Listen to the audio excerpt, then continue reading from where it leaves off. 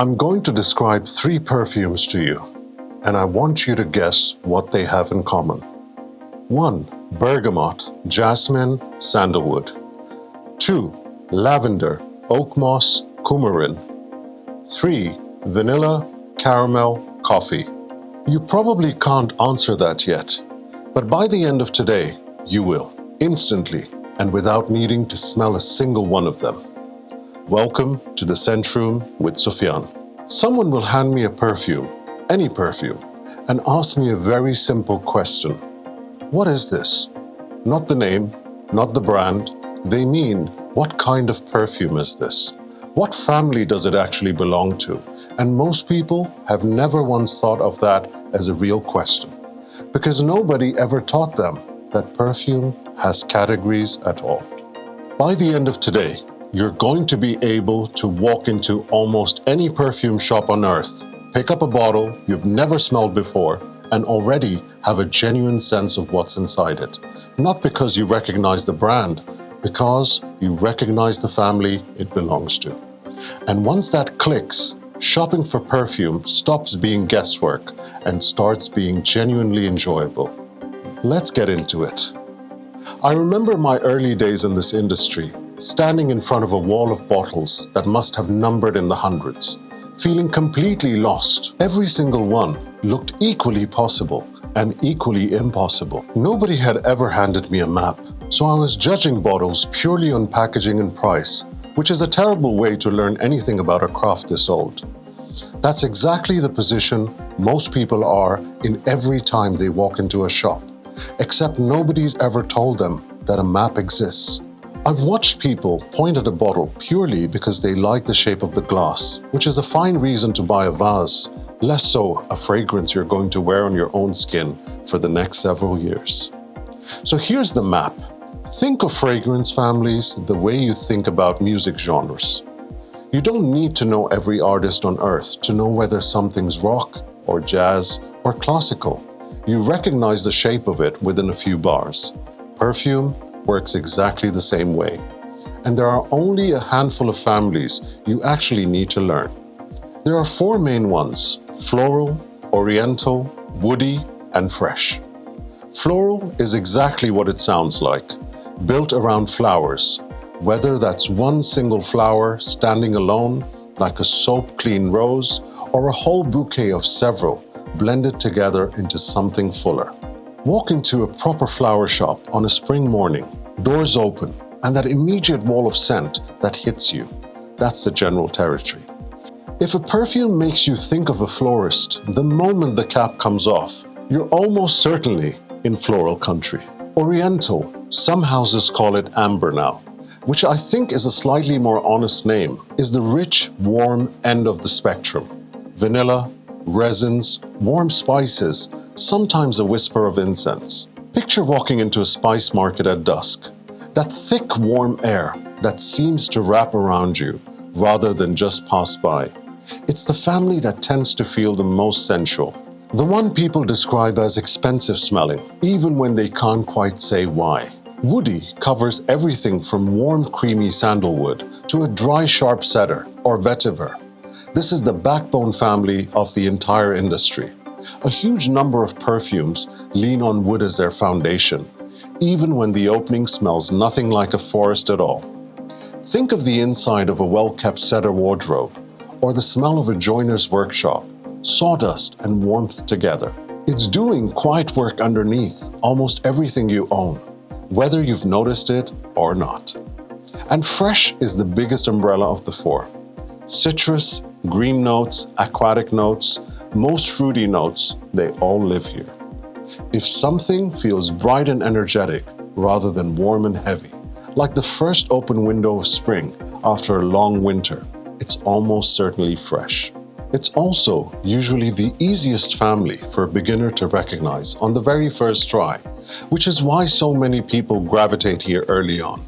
Those 4 cover most of what you'll ever smell in your life. But there are 2 older, more specific categories genuinely worth knowing, because you'll hear them constantly the moment you start paying attention. Chypre, pronounced Chypre, is one named after the island of Cyprus, where the tradition is said to have started. It's built on a very particular pairing: bright bergamot up top, earthy oak moss underneath, often rounded out with labdanum and patchouli. Sophisticated, a little mossy, a little bittersweet, not loud, genuinely hard to forget. And it tends to age beautifully on people who wear it for decades. Fougère, pronounced fougère, is the other French for fern. Even though, and I say this with love, actually ferns barely smell of anything at all. It's built on lavender, wood, moss, and a sweet hay-like note called coumarin.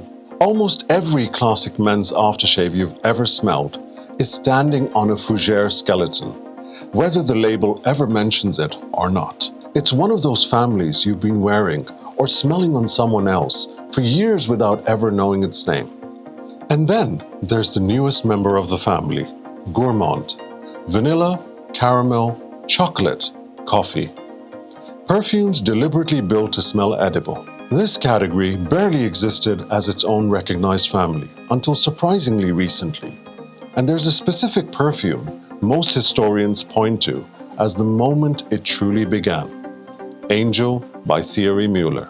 Released in 1992, the designer reportedly asked his perfumers for something that smelled mouth-watering, something that brought back the memory of a childhood funfair. Caramelized sugar, praline, red berries, a wall of vanilla. It divided opinion violently.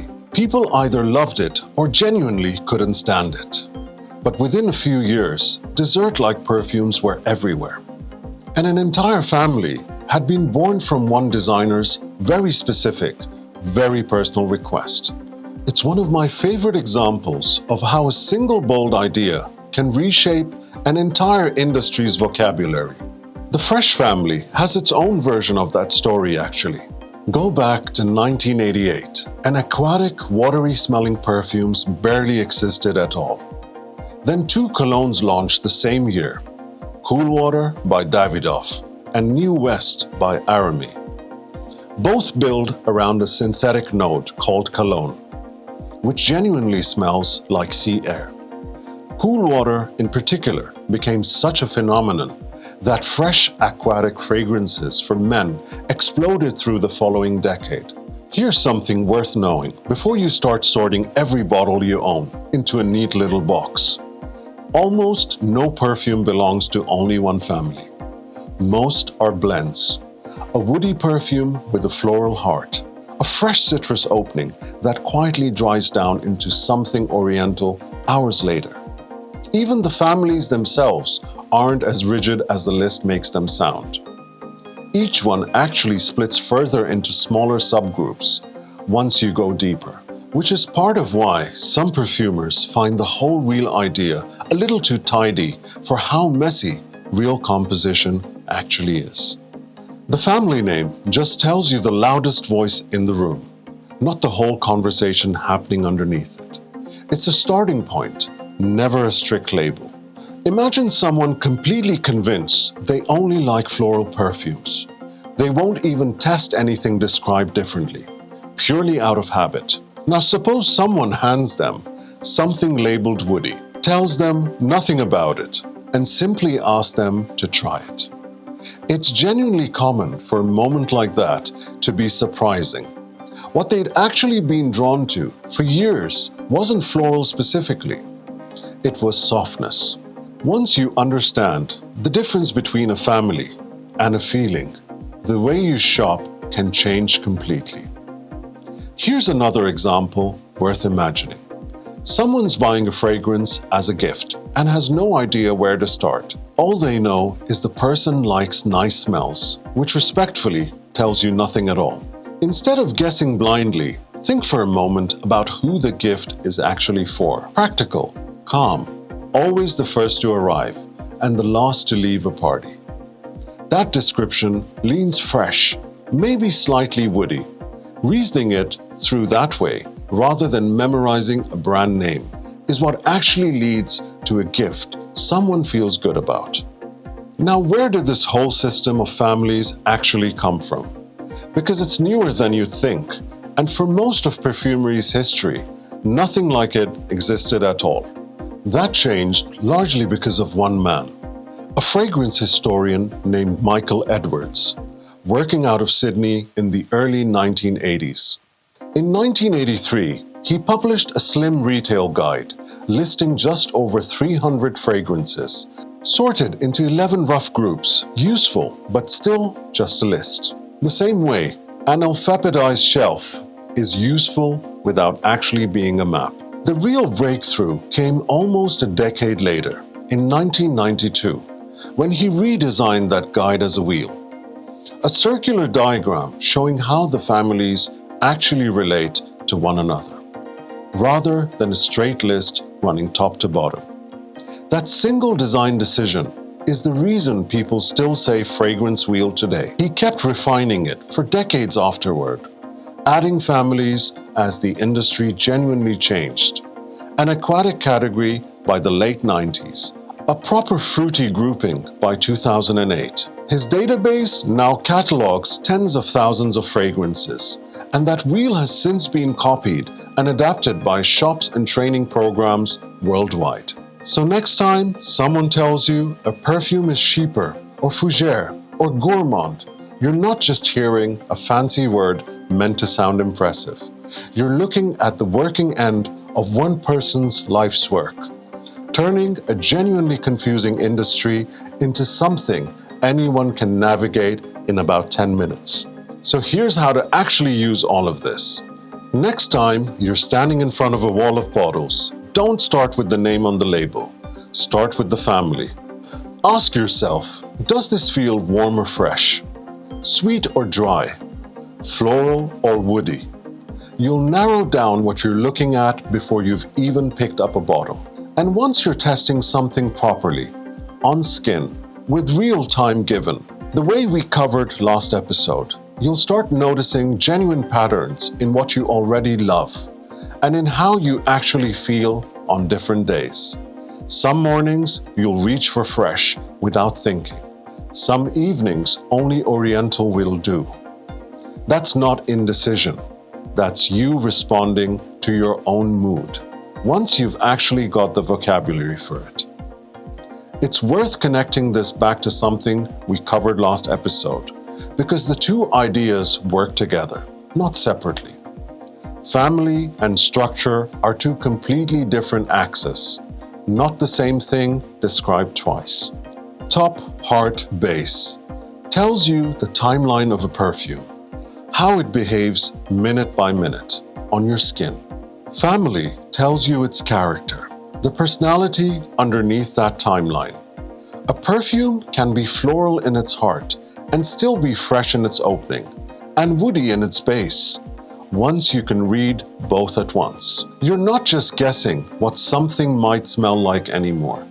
You're genuinely reading it, the way someone who understands both melody and rhythm can read a piece of sheet music properly, rather than just humming along.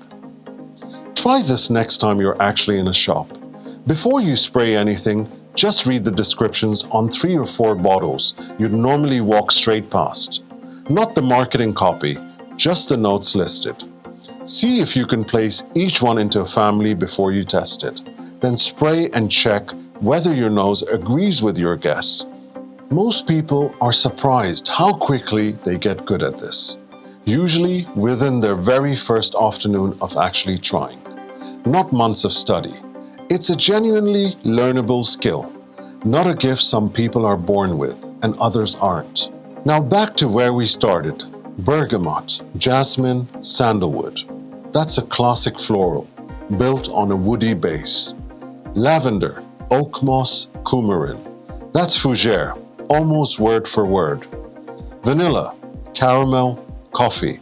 Gourmand, no question about it. If most of your own collection turns to lean in one particular direction, once you look at it properly, that's not an accident. That's you learning your own taste, maybe for the first time. And that's genuinely the whole point of today. Not to turn you into someone who talks about perfume like a textbook, but to give you just enough of a map that the next 100 bottles you smell make sense instead of feeling random. That's it. That's the whole trick. If you've got a question, leave it in the comments. I genuinely read every single one, and your question might become the next episode. Until next time, stay unforgettable.